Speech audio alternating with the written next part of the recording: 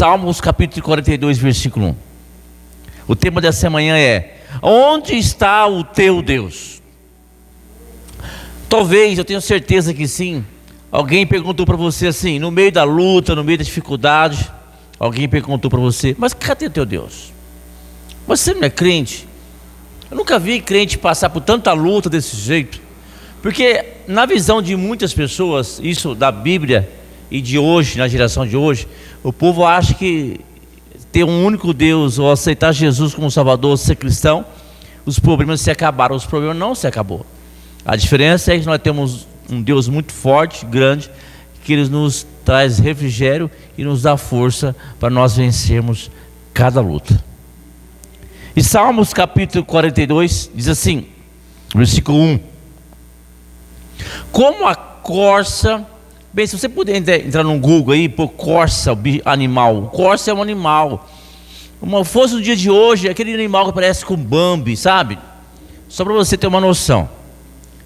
Como a corça anseia por águas correntes, a minha alma anseia por ti, ó Deus.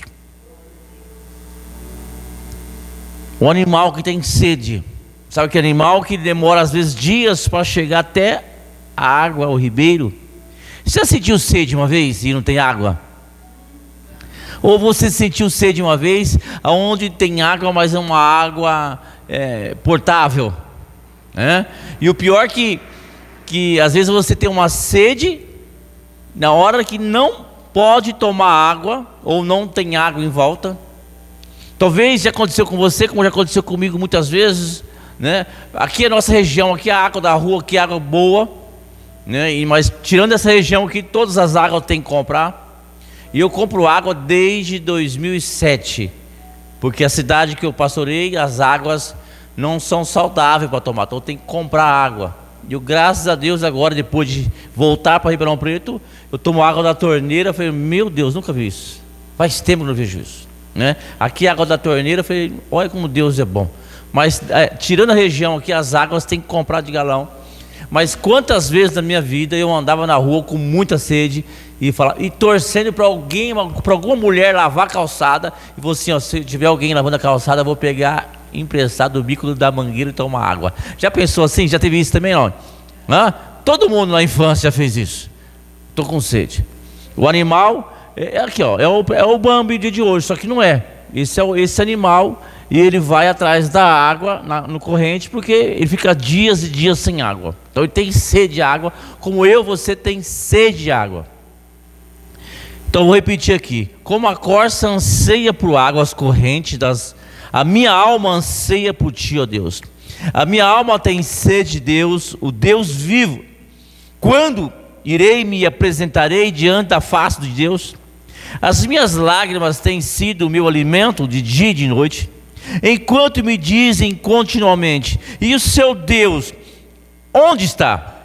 Lembro-me dessas coisas dentro de mim, e se derrama minha alma de como eu passava as multidões e o povo o guiava em procissão à casa de Deus, entre os gritos de alegrias e louvor, multidão em festa.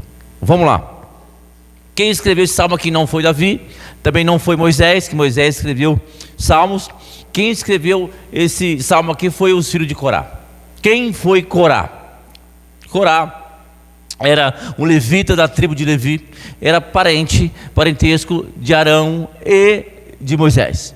Arão e Moisés eram irmãos, então Corá era parentesco, era chefe dos levitas, era um levita, chefe do levita. Mas ele era insatisfeito com o seu cargo, e ele queria o cargo do seu irmão Arão. Sabe aquela pessoa que quer o cargo dos outros? Sabe aquela pessoa que quer aquilo que é dos outros? Você tem que querer aquilo que é seu, eu tenho que querer aquilo que é meu.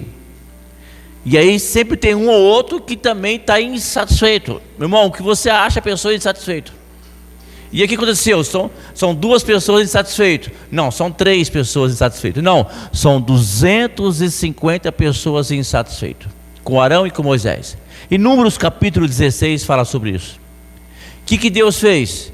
Deus simplesmente abriu a terra e engoliu essas 256 pessoas. Pessoas que se levantaram contra Moisés e contra Arão. Se você vê em Números capítulo 16, versículo 35, Números capítulo 16, versículo 35, onde Deus abriu a terra e engoliu 250 homens. Já ouviu falar dessa passagem? Então Deus foi lá e engoliu 250 pessoas, pessoas rebeldes. Só que Deus é tão misericordioso que não engoliu os filhos de Corá. Os filhos de Corá viu aquela cena. Mas você imagina o trauma que esse moço, essa criança, ou depois de adulto, deve ter levado para ele. O pai dele. Aqui na Bíblia não fala o nome dos filhos de Corá, mas fala assim, os filhos de Corá. Quem é Corá? O que se levantou contra Moisés, o que se levantou contra Arão. E muitas vezes pessoas olham para você e falam assim: esse é o filho do fulano, é o filho do ciclano. Não chama você pelo nome. Não é igual a esposa de pastor. A esposa de pastor não tem nome, é esposa de pastor, né? Então o que acontece? Esse moço, ele cresceu, Deus foi misericordioso, ele tornou-se líder levita.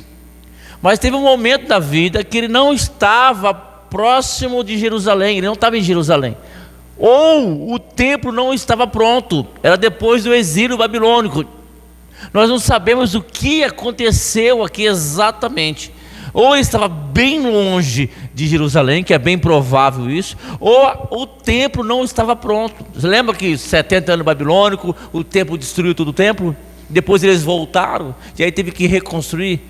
E aquela época é diferente de hoje. Hoje nós somos igreja, e cada igreja tem em ruas. E não, ali era um lugar só em Jerusalém, o templo é um só, era em Jerusalém. Então o que acontece? Ele estava longe do templo, mas ele estava com sede de Deus. Não basta apenas ele estar longe do templo, não basta apenas estar com sede de Deus, mas estava em volta dele várias pessoas, inimigos, falando assim para ele: aonde está o seu Deus? Não basta tudo isso, ele estava passando por algum tipo de luta. E hoje, algo semelhante. Pessoas estão longe de Deus, pessoas têm sedento por Deus. Você está sedento por Deus? Eu vi hoje aqui nessa manhã, eu vi vocês sedento por Deus. 2 louvores aqui, né? E eu vi a igreja louvando, a igreja se entregando. Isso é sedento por Deus. Isso é se abrir. Então o cenário é mais ou menos isso. Então Salmos capítulo 42, os filhos de Corá, mostra de uma forma distante do templo e passando com algum tipo de angústia. Isso é visível aqui. E talvez você esteja passando por isso, algum tipo de angústia, algum tipo de pressão, algum tipo de afastamento para com Deus, mesmo perto de Deus. Tem pessoas perto de Deus, mas se sentem longe de Deus. Olha só, Salmos capítulo 42, versículo 2. A minha alma tem sede de Deus, Deus vivo. Quando irei e me apresentarei diante a face do Senhor? Quando? Eu quero me apresentar. Esse texto aqui, ele foi muito propício na época do Covid. Lembra do Covid? Como vai esquecer isso? Saudade da igreja. Tinha que se distanciar, as cadeiras e tal. Mas assim, há uma sede de Deus. Você tem sede de Deus? Não é apenas estar no culto, não é apenas ser participando do culto. Não é, irmão, às vezes eu estou aqui pregando para você, mas tenho sede de Deus, no sentido assim, eu entro do mesmo jeito que eu saio. E pessoas que vêm para a igreja, entram e saem da mesma forma. Fala: pastor, eu não consigo mais sentir conexão com Deus, pastor. Eu vou para a igreja simplesmente para cumprir tabela, eu nem me arrepio mais, pastor. Nada me comove, não há palavra, nada mais me comove. Pastor, eu estou numa situação tão difícil, eu estou vivendo num momento tão complicado, que a palavra já não está fazendo efeito mais. Parece que o Espírito Santo saiu da igreja. Pastor, eu vou na igreja só para cumprir tabela, pastor. Eu vou na igreja, sabe por quê? Porque se eu não for na igreja, meu pai vai dar trabalho, minha mãe, minha esposa, o pastor vai ficar me ligando. Mas para mim eu não ia no culto mais. Não é bem comum isso, não é? Tem gente que eu estou sedento, eu preciso. Irmão, nós precisamos buscar Deus com tanta conexão, com tanta força, que senão nós vamos nos esvaziar. sedento, eu estou sede, eu não estou com, o problema não é ir para a igreja, não é estar no culto, é sede de Deus. Eu quero ouvir louvores, e os louvores me tocar, eu quero ouvir uma palavra, e eu chorar, e eu me derramar, e eu me quebrantar. Isso é sede de Deus. Eu quero falar com Deus, eu quero chorar na presença dEle, eu quero que Ele me use. Isso é sede de Deus. Não é apenas ser um frequentante, não é apenas ir no culto, não, muito mais do que isso. Muito mais do que isso. É muito mais do que isso. Ele estava com uma tristeza, um anseio espiritual. E tem muitas pessoas que têm aquela dificuldade. Pastor, minha maior luta é, eu não sinto mais a presença de Deus dentro de mim, pastor. Eu fui me afastando aos poucos, eu fui deixando me levar aos poucos, e quando eu vi, pastor, eu sou mundano dentro da igreja. Tem muito mundano na igreja. Não é que desviou, não é isso não. É um mundano dentro da igreja. Quando o arrebatamento chegar, muitos vão subir, mas muitos não irão subir.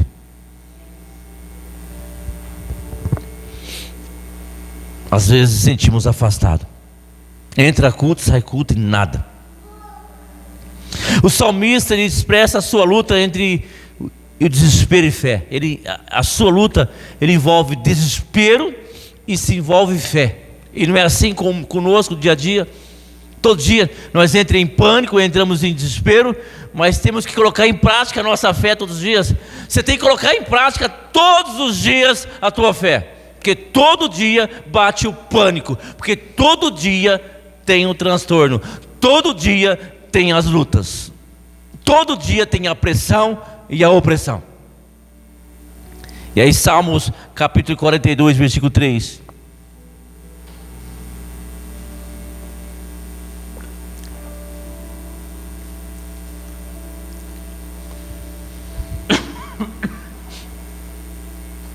As minhas lágrimas têm sido meu alimento de dia e de noite. Quando me dizem continuamente, e o seu Deus onde está? Eu falei semana passada sobre travesseiro, lembra? Meu travesseiro encharca com as minhas lágrimas. Lembra que nós falamos semana passada? E hoje também nós estamos falando de travesseiro. Como é que Deus, ele começa a manifestar, Deus começa a trabalhar nas nossas vidas naturalmente. É aqui que fala, as minhas lágrimas têm sido meu alimento. Tem sido seu alimento as lágrimas aí?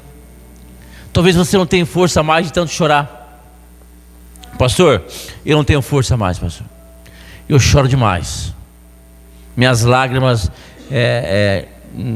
minhas vistas já estão cheias de areia, pastor. Eu não tenho força. E às vezes, para piorar, às vezes, você tem que chorar, você e eu, nós temos que chorar meio escondido, meio disfarçado. As minhas lágrimas têm sido meu alimento de dia e de noite. Quando me disseram continuamente, onde está seu Deus? Quando penso no passado, sinto dor no coração. Eu me lembro quando ia com a multidão à casa de Deus. Eu guiava, que ele era líder aqui.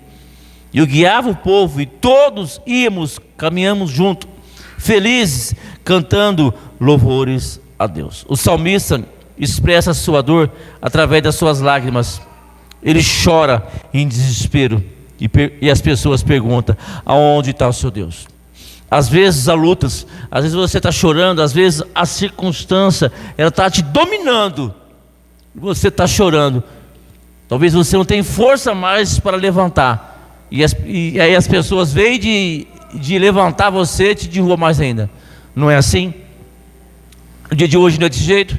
Em vez de ter pessoas que te levantam, tem pessoas que te afundam. Cada 5 pessoas, 4 querem te afundar. Ou melhor, cada 5 pessoas, 3 querem te afundar, 1 tem inveja de você. E tem um que fica em silêncio, não fala nada para não estragar a amizade. Ainda tem gente que... Aí eu me lembro do passado, eu lembro quando eu me guiava o povo, você lembra de muitas coisas boas que aconteceu aqui com você encerrando? Você lembra quando você louvava, você lembra quando você cantava, você lembra quando você orava em línguas, você lembra quando você buscava o Espírito Santo, você lembra em alguns momentos da tua vida espiritualmente falando? Você lembra quando você foi dominado pelo Espírito Santo? Que tenho certeza que em alguma fase da tua vida Deus falou com você tremendamente. Você sabia que isso não precisa ficar no passado? Isso pode voltar à tona de novo. Que o Espírito Santo está dentro de você, ele não morreu. Fala para o seu irmão: o Espírito Santo dentro de você, ele não está apagado. Coloca chama nele. Coloca chama nele. Coloca lenha nele. Coloca lenha. Você vai voltar a sorrir novamente. Você vai voltar a satisfazer. Porque a coisa mais gostosa do mundo, você estar na igreja e sentir satisfatório. A coisa mais gostosa do mundo, você sair da sua casa se preparando para ir para o culto. Hoje eu tenho um culto. Quando a pior coisa que tem na vida é: nossa, hoje tem culto, tem que ir. Isso é horrível. Isso é horrível. Milhares de pessoas ficam desesperadas. Milhares de pessoas vivem precisando de você, ou milhares de pessoas é contra a tua fé. O salmista estava sentindo saudade da igreja, saudade dos cultos maravilhosos. Isso é bom. Tive em Arara semana passada uma reunião de pastores lá, um congresso, né? Culto das 3 da tarde até as 10 da noite. Isso, você via aquela choradeira, aquele derramar. Você chorava, você se derramava. Aí chegou a irmãzinha e falou assim: pastor, você está com os olhos vermelhos? Puxa vida, você está no meio do culto, das 3 horas da tarde até as 11, culto de adoração, culto de louvores, culto de apelo. A irmã pergunta para mim se eu estou com as vistas vermelhas. Se deu para entender a lógica? Tem pessoas que não arrepiam mais. Tem pessoas que vivem na igreja e não choram mais, não sai lágrima.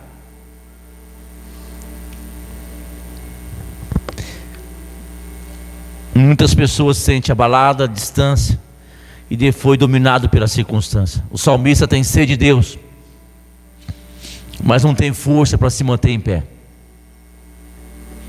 O salmista tem sede de Deus, mas ele não tem força para se manter em pé. Nós estamos falando sobre cura espiritual, cura emocionais, cura interior. E muitas pessoas desse jeito não têm força mais. Pastor, eu não tenho força, eu tenho fé, mas não tenho força. Pastor, eu não consigo mais pensar positivamente. Pastor, eu não consigo mais ter uma esperança. Pastor, eu não consigo mais ver algo à luz ao fim do túnel. Ei, eu quero dizer algo para você: Deus está no controle da tua vida. Ele vai fazer uma virada de chave na tua vida. Não enxerga com os olhos naturais, enxerga com os olhos espirituais. O salmista estava com a alma batida, mas com a esperança no Senhor.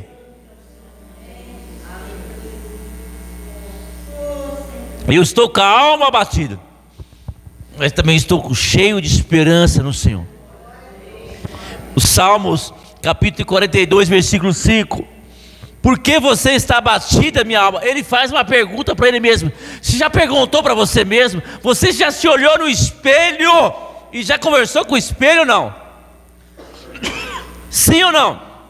Sim. No começo do namoro, no começo da adolescência, você olha no espelho e começa a conversar. Ah, ou só eu que fiz isso? Quem já beijou o espelho treinando? Ah, só eu? Ah, nós é crente aqui, não pode mentir não, igreja. Salmos capítulo 42, versículo 5. Por que você está abatida, minha alma? Ele fez uma pergunta para ele mesmo, e ele mesmo trouxe a resposta.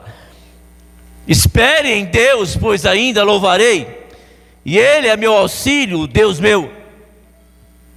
Sabe o que significa isso? Sabe que ele falou assim, eu estou triste, eu estou abatido, eu estou decepcionado, mas o meu Deus vai fazer eu sair fora dessa situação. O meu Deus vai fazer uma virada de chave na minha vida. Eu estou passando por luta, eu estou passando por uma perrengue, eu estou passando por maior dificuldade do mundo, mas eu creio no meu Deus vivo. Ele vai fazer algo sobrenatural na minha vida.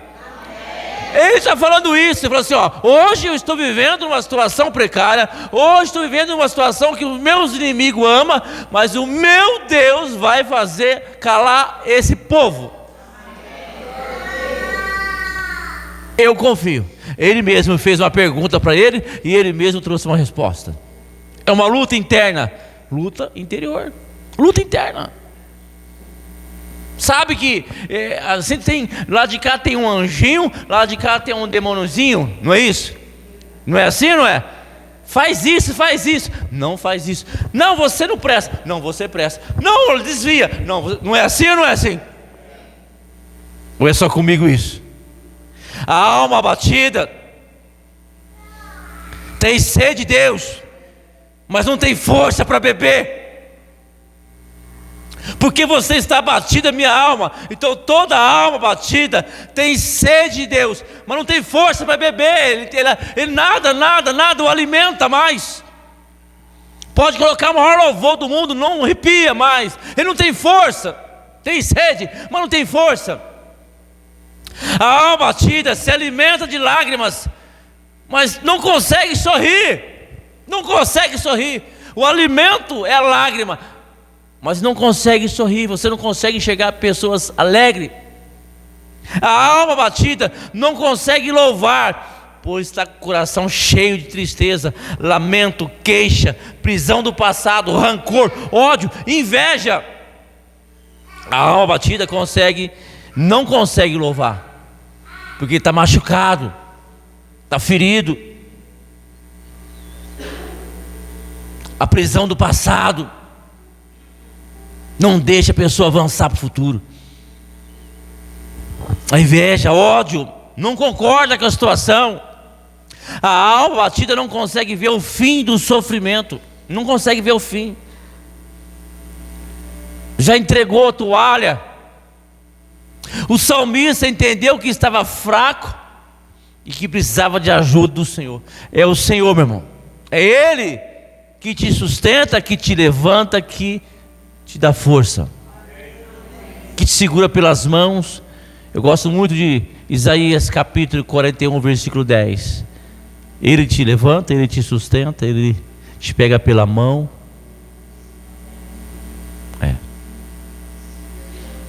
Espere em Deus, pois ainda louvarei a Ele, meu auxílio e Deus presente. Espere em Deus, espere. Não é o fim ainda. O salmista mesmo doente, enfermo, começou a olhar com os olhos espirituais, dizendo: eu ainda louvarei. Você pode falar para você mesmo no seu íntimo: eu ainda louvarei, eu ainda louvarei, eu ainda louvarei.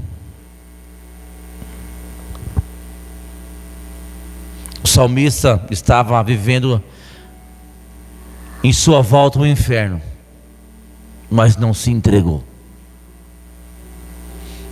Ele não se entregou. Salmos capítulo 42, versículo 11.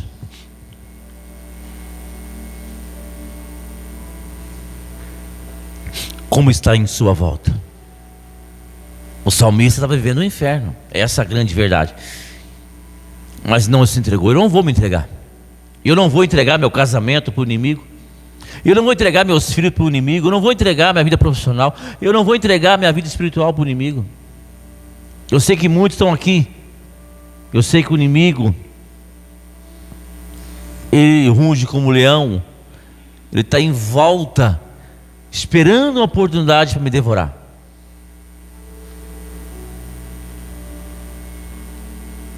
Salmos capítulo 42, versículo 11. Olha só a pergunta que ele faz, ó. Por que estou tão triste? Por que estou tão aflito? Eu porei a minha esperança em Deus e ainda louvarei. Ele é o meu Salvador e é o meu Deus. Eu estou triste, estou angustiado, estou afastado de Deus, de uma forma ou de outra, nós não sabemos qual motivo. Porque naquela época lá, o Deus é dentro do templo. Deus não falava como fala hoje. Deus falava ali com o sacerdote, com o profeta, com os levitas, de forma diferente. Quem conversava com Deus direto aqui era o profeta. Ele não era profeta, ele era o levita. E a forma dele conversar com Deus é quando ele estava com o hino, estava cantando. E hoje não, nós louvamos e falamos com Deus todos os dias, como começou lá no início com Adão e Eva. O salmista estava vivendo uma provação, mas ele acreditou que tem um Deus que pode mudar essa situação. A primeira coisa a fazer não é se calar, mas se abrir com Deus. E nem descontar em ninguém. Muitas vezes nós descontamos no próximo. Muitas vezes nós descontamos na rede social. Não. Ajoelhe. Eu quero parar por aqui, porque nós temos a ceia. Mas antes da ceia eu quero dar uma oportunidade para você vir para o altar, caso você queira. Como está em sua volta? Como está a sua situação? E você crê que Deus vai mudar teu quadro? Pastor, eu vou para a igreja, sou temente a Deus, estou vivendo uma luta, pastor. Uma luta, pastor. E aí vem as cobranças, pastor. Pastor, eu tenho saudade quando eu sentia a presença de Deus. É só você e Deus aí. Se você quer vir para frente nesse momento, possa vir, em nome de Jesus. Bem,